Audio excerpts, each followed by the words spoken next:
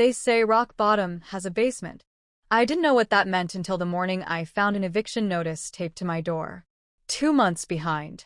Power already cut twice. My phone barely holding charge because I couldn't pay the bill. I sat on the edge of my bed, staring at the red ink stamped across the paper like it was a final warning. That was when Wallace Travers, my landlord, knocked. To all my loyal subscribers, thank you so much for your love and support. If you're new here, hit that subscribe button, turn on notifications, and stick around. These are real stories told raw. They don't come easy, but they come from the heart. Wallace wasn't a stranger. He lived on the top floor, ran the building like it was his kingdom. Older, tall, always wearing that same faded baseball cap. I used to think he was just gruff. But lately, the way he looked at me lingered longer than it should have. He leaned against my doorframe like he owned me. You saw the notice, right? I nodded. We both know times are tough, he said, eyes drifting down my body. But there's other ways we can work things out. I stared at him, confused. He smiled, slow and tight. Come up to my apartment tonight. Let's talk. That night, I didn't go. I curled up on my couch in the dark, trying to pretend his offer wasn't real. But the next day, my mailbox was empty. No final warning, just silence. Then the lights went out again. The weight in my chest grew heavier. Days blurred into one another, and my own reflection started to feel like a stranger. Depression doesn't knock. It creeps in, settles deep, and steals your strength quietly. I didn't have the energy to keep fighting. My mind was exhausted, my emotions worn thin. A part of me gave up. I wasn't thinking clearly, just surviving. So, I went. Wallace opened the door like he was expecting me. He poured wine, told me I was pretty, said I was smart, that I didn't deserve the world kicking me around. He kissed me, and I let him. Not because I wanted to, but because I didn't have the strength to say no. Because I felt powerless, like the world had left me with no choices. I told myself it was survival, that I had control. But when I walked back downstairs 2 hours later, showered in silence, something in me had changed. Something had cracked. And it was only the beginning. The morning after, sunlight felt harsh, too honest. I curled up tighter under the covers, praying I could melt into the mattress and disappear. My body was still, but inside, everything twisted. The night before played on repeat. The touch, the silence, the moment I gave up fighting. I wasn't proud. I wasn't even angry. I was empty. Then my phone buzzed. Wallace, come by later. We'll keep things simple. Simple. That was his word. As if what happened had been a neat transaction. As if my body wasn't still trembling from the guilt of it. Wallace was my landlord. A tall, well-dressed black man in his 40s, with a deep voice and a sharp way of watching people. He always smelled like expensive cologne and never smiled without a reason. From day one, he'd carried himself like a man who knew how to get what he wanted. Now I knew just how far he was willing to go. That text began what he later called our arrangement. He never spoke about rent again. No more late notices. No shut-off warnings. Groceries appeared at my door. Sometimes even money. But none of it was free. It was all in exchange for me. At first, I told myself it would only happen once. I told myself I had control, that I'd made a choice. But Wallace made sure I didn't forget the price. 2 knocks at my door. Always soft. Always certain. He never forced his way in, but I opened it. Every time. Not out of want. Out of exhaustion. I was tired of fighting for bills I couldn't pay. Tired of choosing between food and electricity. And Wallace, he saw that. He waited for the moment when I had nothing left to hold on to. That moment had come. Sometimes, I'd sit in his apartment like a shadow of myself. Fully clothed. Silent. Just waiting for it to be over. He'd sip on whiskey, TV playing something neither of us watched. The air always smelled of leather and citrus, expensive and unfamiliar. One night, he looked over at me and said, "You make this harder than it needs to be." I stayed quiet. "You're a beautiful woman, Kimberly," he continued, voice smooth like he was offering something kind. I'm giving you something most men wouldn't. A place to sleep. Food. Warmth. I wanted to scream. Instead, I whispered, you make it sound like a favor. He chuckled low. It is. You think someone else would be this generous? My skin crawled.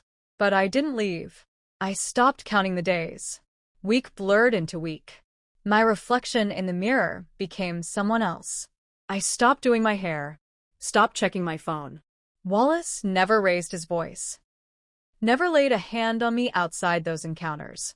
But it didn't make it better. He had learned my rhythm, my despair, and slipped himself into it like a shadow I couldn't shake. There was no violence. Just permission. Permission given while drowning. And somehow, that made it worse. Then one night I stopped. I stood outside his door, my heart hammering. I stared at the handle, then turned around and walked home. I locked my door, sat on the cold floor of my kitchen, and cried. Not because I was afraid of Wallace, but because I didn't know who I was anymore. The next morning, a note slid under my door. We had an agreement. No name. No threats. Just the weight of it. That was the day I realized something had cracked inside me. The girl who had once believed in love, in boundaries, in dignity, she wasn't gone. Just buried. And for the first time in weeks, I felt something burn in my chest. It wasn't fear. It was anger. I didn't open the door for 3 days. Not when Wallace knocked. Not when the groceries came. Not even when the power flickered, then died. I stayed in the dark with just a blanket and my guilt, like it was the only thing I still owned. My phone stayed face down, buzzing now, and then with texts I didn't read. I couldn't. Not yet.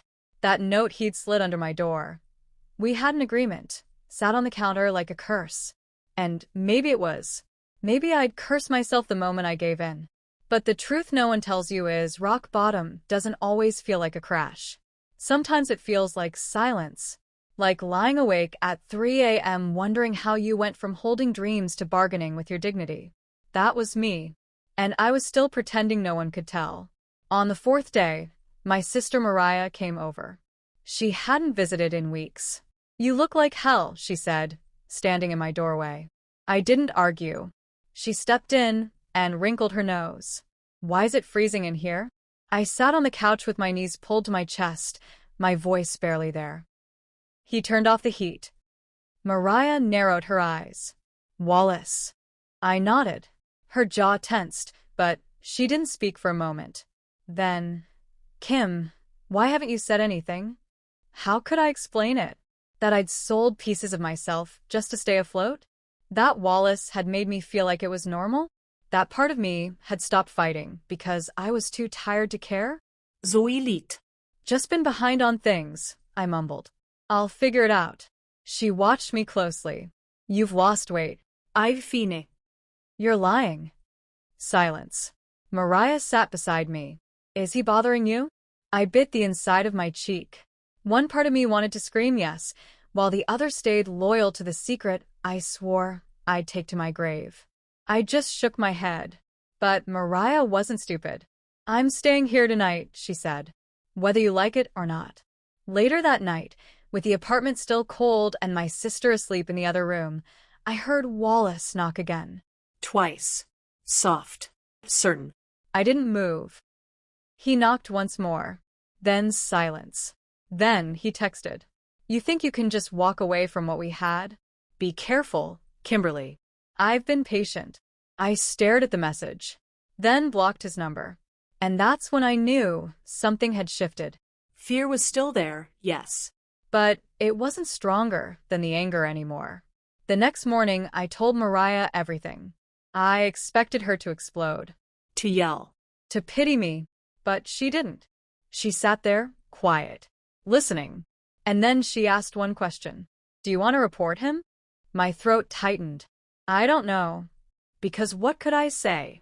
That I said yes, but I never wanted it? That I let it happen over and over because I couldn't afford my next meal? That I smiled through it some nights just to survive? Would they believe me? Would anyone? Mariah reached for my hand. You're not the villain here, Kim. You were drowning. And he saw that. Tears welled up in my eyes. I feel disgusting. You were vulnerable. He was in power. That's abuse. I hadn't let myself call it that. But she was right. Later that week, we moved in with Mariah. Her guest room became my sanctuary. No more knocks.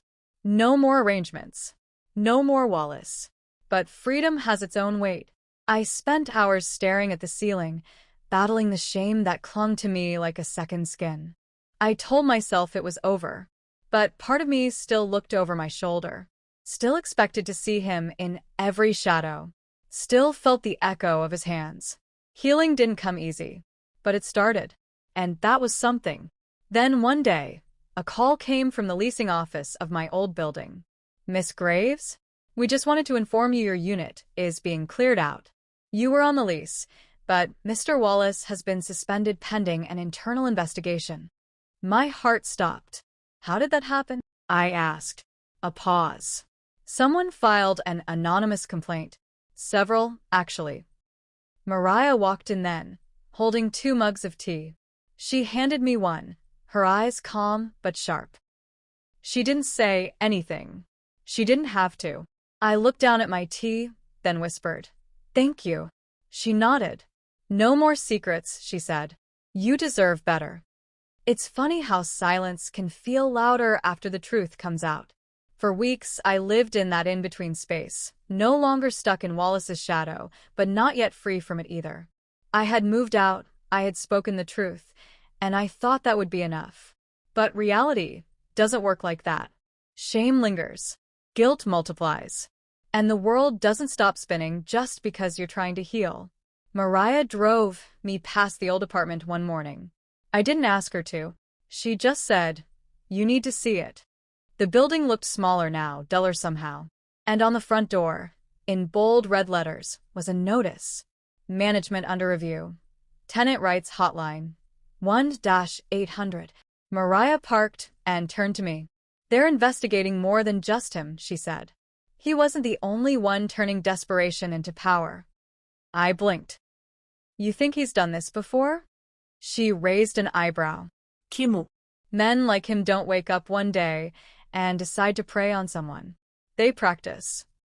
That word, prey, stabbed through me. But it fit. I stared at the building a long time. Part of me felt foolish for ever calling it home. But another part, the quieter part, felt proud. Because I got out. And I wasn't the same woman who first walked in. I started therapy not long after. At first, I hated it. I didn't want to talk about the things I let happen.